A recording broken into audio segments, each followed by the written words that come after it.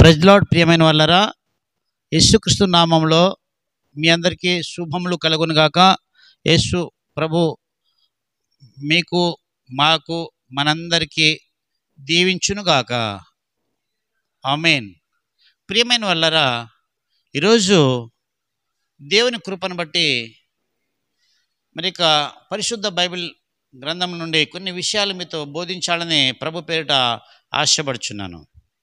యోహాను సువార్త 6వ అధ్యాయంలో కొన్ని వచనాలను మనం ధ్యానం చేద్దాం. ప్రియమైన వాళ్ళరా, పరిశుద్ధ బైబిల్ గ్రంథం ఉన్నవారు తెరిచి చూడండి. 6వ అధ్యాయము 1వ వచనం నుండి.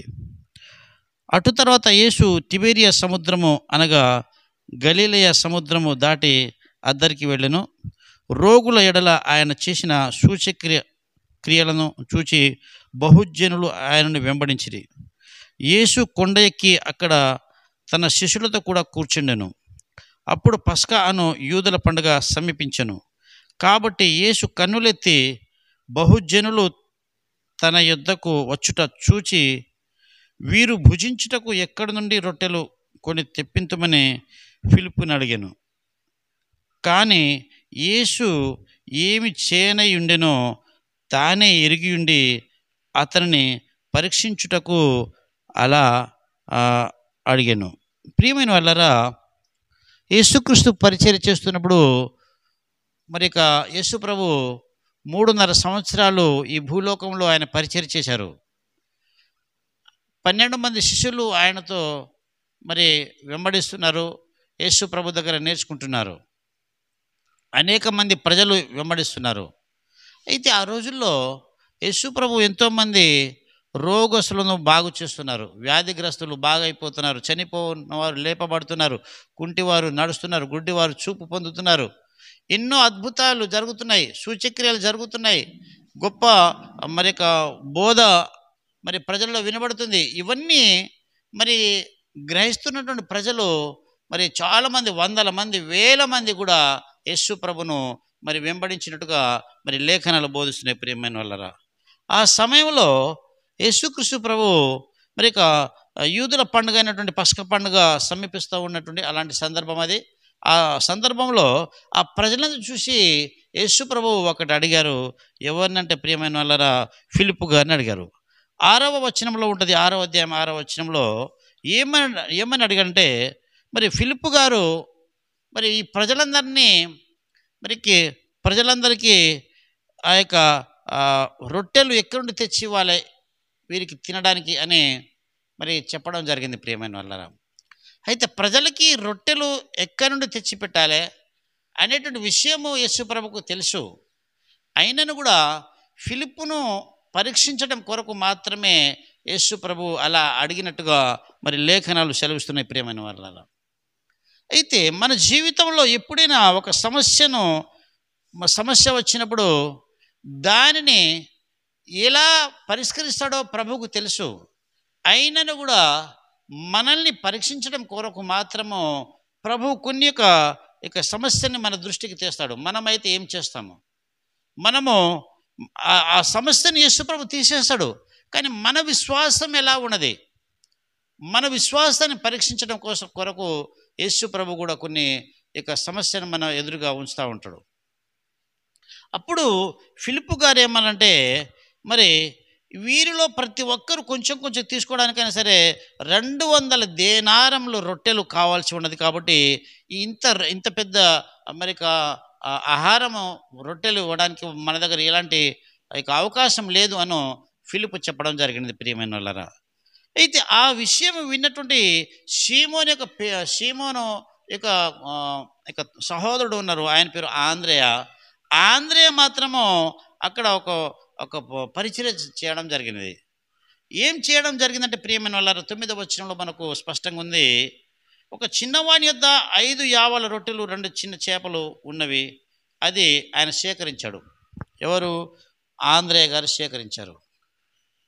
ఇక్కడ 2 విధాలుగా మనకు కనబడుతుంది. ప్రియమైన వాళ్ళరా, ఫిలిప్పును అడిగినప్పుడు ఇంతమందికి మనము ఆహారం రొట్టెను ఇవ్వలేమని ఫిలిప్పు తేల్చేశాడు. కానీ ఆ మాట విన్న ఆంద్రేయ మాత్రము చిన్నపిల్లవాని దగ్గర ఒక 5 రొట్టెలు 2 చిన్న చేపలు తీసుకొచ్చి యేసు ప్రభు చేతికి అప్పచెప్పాడు.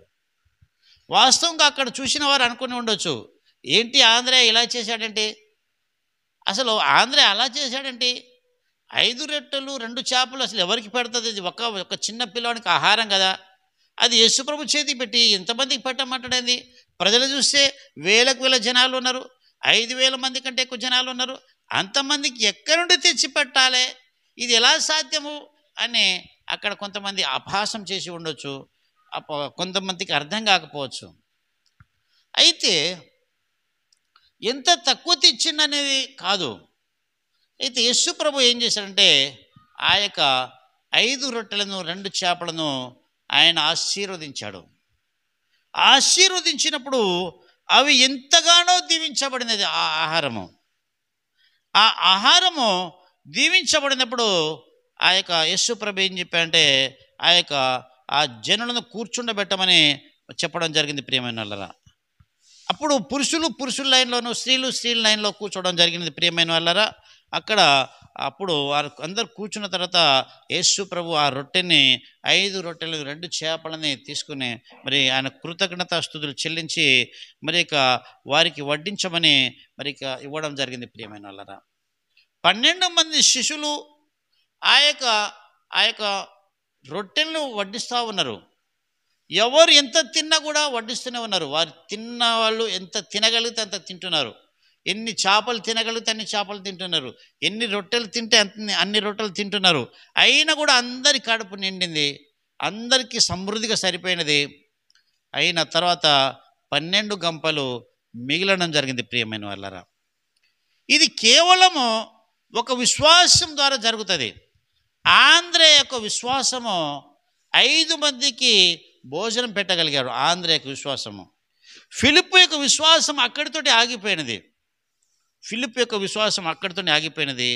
ఆంధ్రే యొక్క విశ్వాసము అందరికీ భోజనం పెట్టగలిగింది.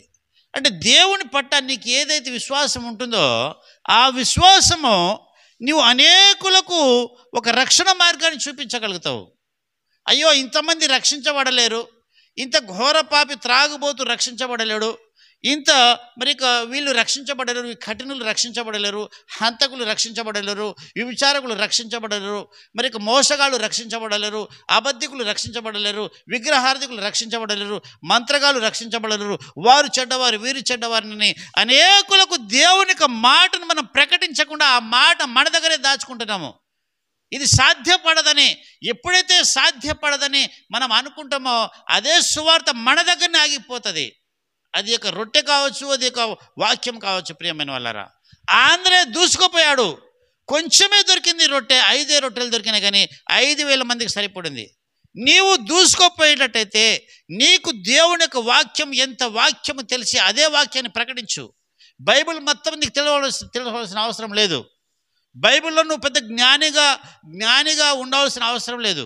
దేవుడు నీ హృదయంలో ఏదైతే వాక్యాన్ని చెప్పాడో, దేవుడు నీ హృదయంలో ఏ వాక్యం అయితే నిలిపాడో అదే వాక్యమును ప్రకటన చేయని ఈరోజు ప్రభు నీతో మాట్లాడుతున్నాడు ప్రియమైన వాళ్ళరా. ఆ వాక్యమే 10 మందికి కాదు, 100 మందికి కాదు, 1000 మందికి కూడా మార్చగలదు. అది నీ యొక్క విశ్వాసాన్ని బట్టి ఉంటుంది ప్రియమైన వాళ్ళరా. ఆంధ్ర యొక్క విశ్వాసము 5,000 మందికి రొట్టెలు పెట్టగలిగినది. నీ యొక్క విశ్వాసము కనీసము 100 మందికైన వాక్యం అనే యొక్క రొట్టె పెట్టగలుగుతావా? వాక్యమైన ఆహారం పెట్టగలుగుతావా? సంఘంలో ప్రతి సంఘంలో 2 వ్యక్తులు ఉన్నారు, 2 వ్యక్తులు ఉంటారు. ఒకరు విశ్వాసం సంబంధించిన వారు, ఒకరికి విశ్వాసం లేనివారు. ఫిలిప్పులాగా విశ్వాసం ఉంటే నువ్వు అలాగే ఉండిపోతావు. ఆంధ్రేలాగా విశ్వాసం ఉంటే నువ్వు దూసుకుపోతావు. నువ్వు అనేకుల సమృద్ధికి ఆహారం పెట్టగలుగుతావు. ప్రియమైన వాళ్ళరా, ఈ యొక్క లేఖన భాగాల్ని మీరు చదవండి, పరిశీలన చేయండి, ఇంకా దీవెన పొందండి. ప్రభు మన వినికిడిలో ఈ మాటలు దీవించును గాక. ఆమేన్.